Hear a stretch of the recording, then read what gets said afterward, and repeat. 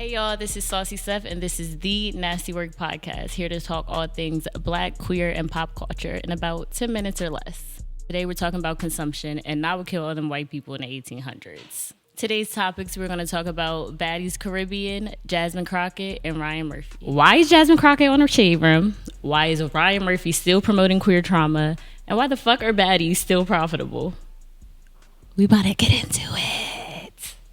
Usually I do the NSTY WRK podcast by myself, but today I have my best friend Temia with me. She works in cybersecurity and we live similar lives, and I like to think she keeps me in line. So I would like to get her perspective today for the nastiest work of the week.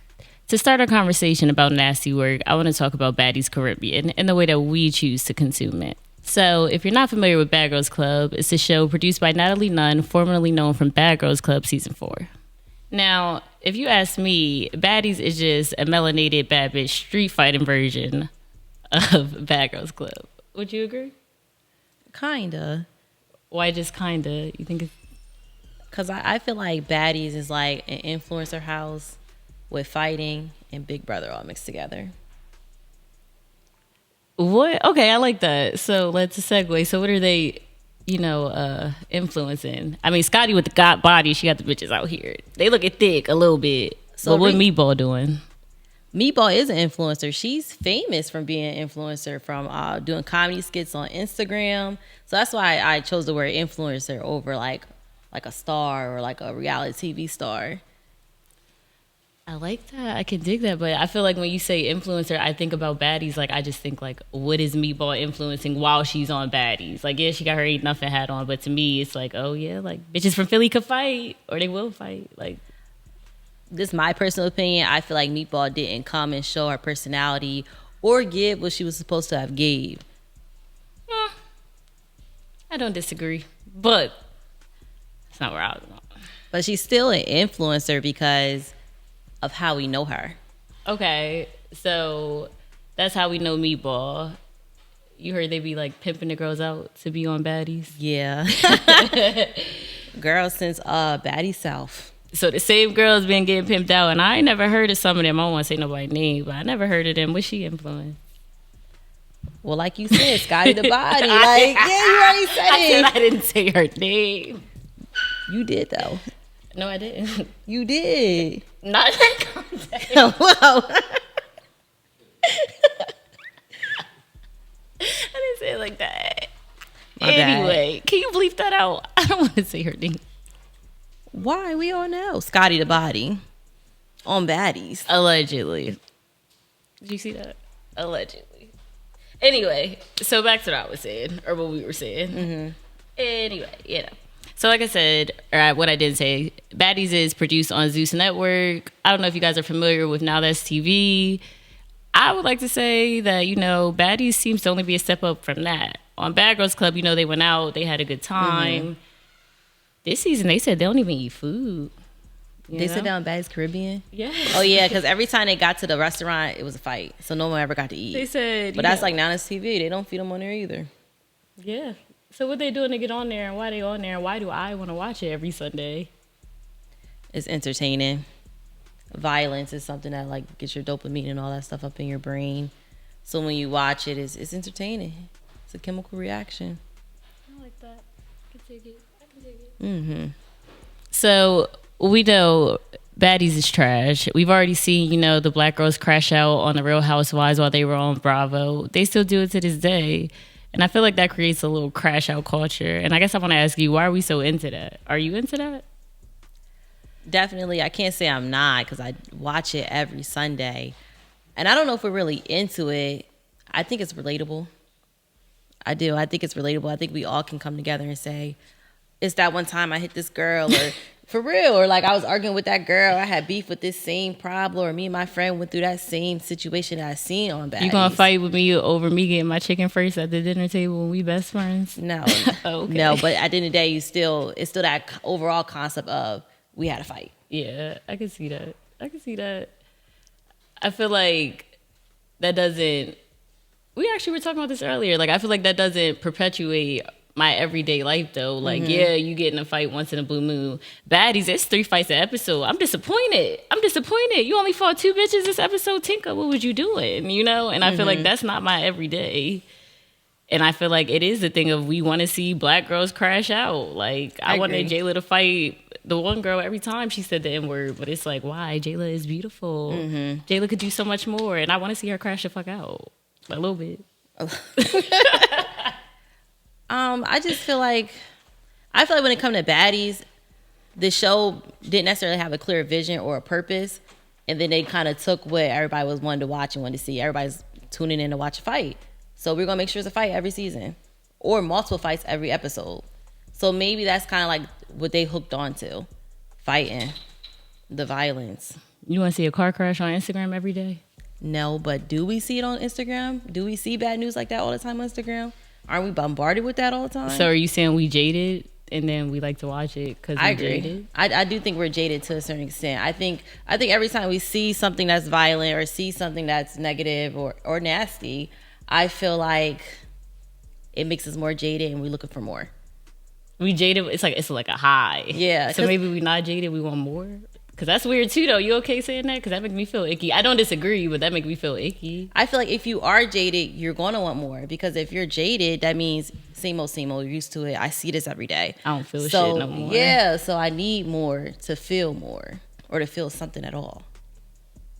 You don't think, okay, I like that too. But then what about the everyday? Like, we could feel shit by being black women. We go through shit as black women every day, and then we still watch it. We watch each other do it to each other. True. Like, what? But we don't watch baddies every day.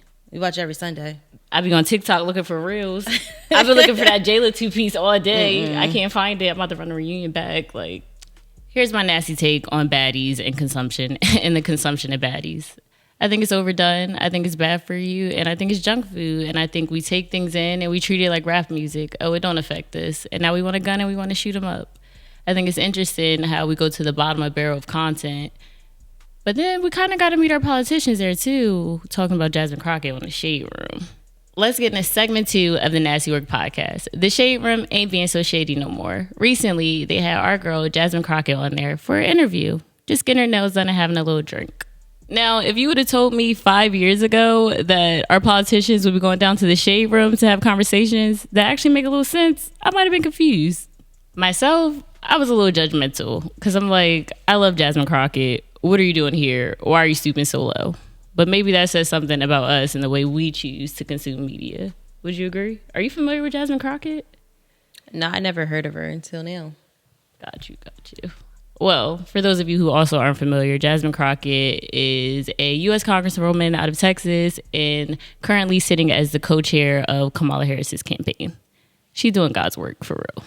I guess to me, my question for you is, for one, was Jasmine stooping low by going to the Shade Room? And why is it now that, you know, we're going to the Shade Room when I don't think we ever would have saw Bill Clinton on TMZ or even Obama, you know? Like, I don't feel like the consumption of media during those elections was the same. And now if it's not on social media, some of us might not even see it.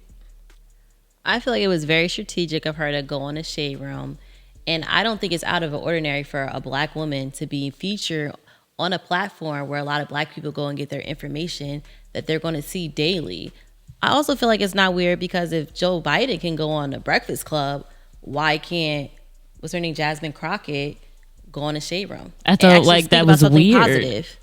I feel like Joe Biden on the Breakfast Club was weird. He was out of place. You probably don't listen to that on your day to day. Like, but Jasmine Crockett definitely looks at the Shade Room. I agree. And she's a black woman, and she definitely belongs in a space where other black people can consume her. I agree. Definitely agree.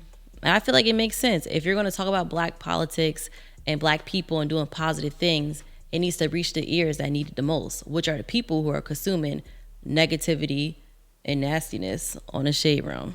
Okay, but what about like the backlash that Kamala got for bringing Quavo and Meg Thee Stallion to the Democratic convention? Like, are we not doing too much, I guess? Like, I feel like the reason why she got backlash is because Megan Thee Stallion and Quavo aren't people that should be pushing her platform or pushing her ideas. And the reason why I say that is because what are their music talk about? Nothing with politics. It's everything that people don't want their children or don't want politics to be about. Literally, Donald Trump is a celebrity, first of all. Second of all, Megan Thee Stallion, she do make music, and I feel like we both were heavy on, for the most part, separate the art from the artist. Megan Thee Stallion got a college degree and was getting her degree while she was fucking on tour and doing all types of amazing shit. And with her platform, she's not on Baddies. She's not shaking ass or doing whatever the fuck. She is shaking ass on Baddies. Twerk songs. Ass is shaking. And I don't think shaking ass has anything to do with political or professionalism.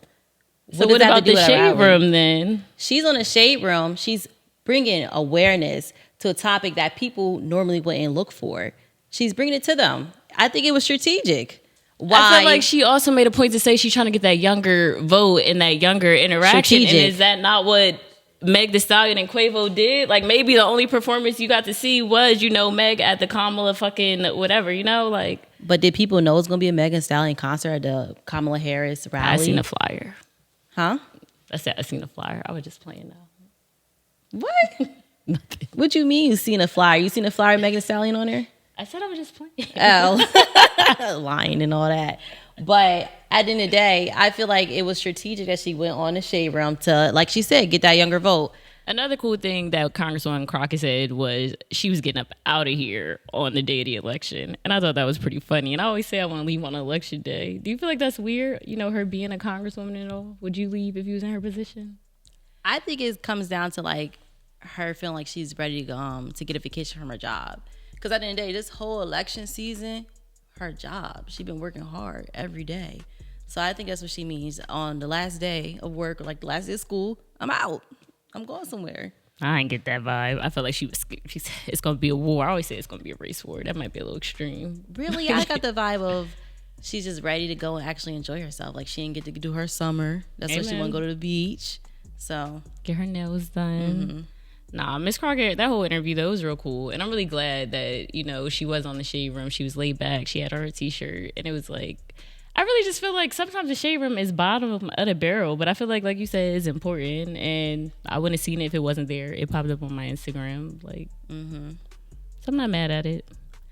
I feel like when it comes to the Shade Room, I haven't seen everything on Shade Room isn't bad. Like, I've even seen them talk about Black women businesses like Baskin Lather and their great accomplishment that they just achieved recently, and I've seen a lot of positive things on the Shade Room as well. So throwing shade doesn't always has to be rooted in negativity. There's backhand compliments and, oh, it's a joke, but they're hating. So I feel like there is good and even in the bad. So, hey man, in the Shade Room don't gotta be all bad. Miss Marsha. Third and final nasty take of the day: queer trauma, Mr. Ryan Murphy. Recently, you and I started watching the Menendez brothers. And that was produced by Ryan Murphy, which I didn't know. And he actually produced a bunch of stuff. Mm-hmm. These are some of Ryan Murphy's greatest hits. We got Nip Tuck. You have American Horror Story. You've got American Sports Stories. You got Pose. More recently, we got the Jeffrey Dahmer. And our big takeaway, the Menendez brothers. So Ryan Murphy is an openly gay white man with 3 Black adopted kids. And truthfully, we've been seeing some nasty patterns. My favorite comparison, I would say, would be to maybe Tyler Perry. For the Tyler Perry comparison, we know he's a self-made man. He puts his people on and creates spaces, not for many writers, but actors for sure. Who's to say Ryan Murphy doesn't do the same thing? However, in the same breath as Tyler Perry creating jobs in Black spaces, he also promotes Black trauma. And it's kind of what Ryan Murphy seems to be doing with the queer trauma. And who does that really benefit? So Mia, you and I, we just finished watching the Menendez brothers, and one of the main things that we saw was that one of the brothers was gay. Now, these kids have been abused, and they went through terrible things, allegedly, which is why they murdered their parents, but they've came out time and time again and said they were not gay. Why do you think that Ryan Murphy continues to perpetuate that? Like, what does he gain from that? I guess is how he sees it, because that's how he sees the... No, I take that back. I don't like that. I was going to say that's how he sees the world, but I don't think that's fair to say somebody sees the world through a gay lens. But I feel like that's interesting because I feel like I see the world through a black queer woman lens, and I know that my experience isn't everyone's experience, but that is how I see the world. Like, then I can see that. So maybe he explores a little bit of himself when he is exploring something in a TV show or even a movie that he creates. I also feel like right now, queerness in TV is capitalizing. It's making money. Everyone wants to see a show like that, or at least have that representation. but he already did that, and he did that with Pose, and he did that with whatever other show, Glee, he had the liberty to do. The Menendez brothers are real people. He also did the Aaron Hernandez thing and said that, you know, he had a gay lover and he was closeted, and that's why he killed his friend. And it's like, there's no proof of that. And, you know, it's your show and you have creative license, but you were supposed to be telling a story about real people. And two of these people are still alive to tell their story. Unlike Tyler Perry, you know, the people that Ryan Murphy makes these shows about, the Menendez brothers, they're real people. And this creative liberty on their sexuality, I don't see that doing them any justice. I feel like it's more to their detriment, especially when they're alive and able to tell you that they are not gay. Do you feel like this creative liberty changes the story and like changes what we believe to happen and maybe makes us feel bad for people that truthfully killed their parents? We know that. I do think the dramatization of it makes people feel sympathy for something that's real. If that's not the true story, the way you're painting it is making people believe that these people deserve our sympathy, deserve to be out of jail. And it's also like, why fictionalize that part if it's not necessary to telling the story? Are you a true storyteller if you need that shock factor to sell your work? Ooh, I like that. And I feel like that's a lot of our TV now, that shock factor. That's why we had the Salt Burns and whatever else has came out this year. And it's like, I tend to think, what does that do for, you know, queer people? It's given like that 12 years of slave era where the only good thing we got out of it was like Django. I don't want to be traumatized every day I live my queer life. I don't want to consume it when it's my reality. You know what I'm saying? Like, what do we gain from that? And back to what you said about the lens. Is your lens that traumatic and that's what you want everyone else to see for your experience? Yeah, why do we need to see queerness through a traumatic lens? And if you are going to be tackling projects that have different aspects and qualities of it, you need to be versatile. Why do all your projects need to include that aspect of queerness or trauma? If you are doing a true life crime story, make it true life crime, make it scientific, make it factual. If you're doing something creative like his other shows like Glee and American Horror Story, of course, take all liberty that you want to take. But when it's coming down to this true life, true crime story, should you take that route? Exactly. Especially when these people are still alive. Yeah. And now, you know, you got Kim K advocating for them to get out of jail. And we feel like they're dead. Of that fake story. Allegedly fake. I'm not going to say Allegedly. fake story. I'm not saying their story is fake, but off of his dramatization.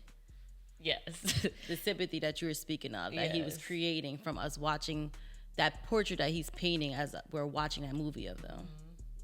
And it's so crazy though, because remember I sat there and I went on the Wikipedia and it's like so much of it is actually based in fact. Like it's like word for word, bar for bar. But then it's like that little zesty shit. Like, and I love some zesty shit. But what are we doing here? Why do we always do it? Like always, like you said. Well, since you mentioned Wikipedia, I don't think that's a good source. But I mean, whatever. We had an interview with Jasmine Crockett on the Shaderoom, so let's talk about sources. Well, that's a primary source. It's coming straight from her mouth. Wikipedia, yeah. Wikipedia is not primary. Anybody can go in there and write that. Somebody could have watched a Netflix show and say, you know what? I'm going to go right on Wikipedia and get my little props or whatever you get on Wikipedia for writing and submitting criteria or whatever it is. Oh my goodness, you ate. Okay, can I pull out a little podcast out? Can you pull out Affirmative Murder Podcast and say they also have very similar stories? The one thing I know factually, you know, is that these kids did not come out and say they were molested until they were already on their second lawyer. They were already fighting for their motherfucking lives. They were trying not to get the death penalty. And then this came out. I feel you on that. I feel like they just said it. When you watch the movie and you watch them go and spend all their parents' money and make up this lie and even go through the whole plan, it's so premeditated. It does beg the question of, why do you want to kill your parents? Is it for greed? And then they come out and they say, oh, they did all these bad things to me. It's like, okay, now this is the perfect Band-Aid. This is the perfect cover-up. This is your perfect scapegoat. Can I dance on the fence and say that, you know, even if you are molested, you can't just kill your abuser unless your abuser is attacking you. You know, so even if all these terrible things did happen, the boy ran to his therapist and never told his therapist. He never, whatever. And now this thing that's out of nowhere, this random ass gay shit out of nowhere is like creating a story that's not really there. It wasn't there. And another thing, why'd y'all wait until y'all were grown? Y'all could have just left. So you said that the whole show. Y'all could have left. Exactly. Y'all could have left. Y'all had so many options. You could have robbed them niggas and left. Definitely. And this was another episode of the Nasty Work Podcast. I'm your girl, Saucy Steph. Thank you to my amazing friend, Temia. Amazing insight. I hope to see you again soon, friend. Definitely. Definitely. Make sure you follow, subscribe, do all that, okay? And make sure you add me if you nasty.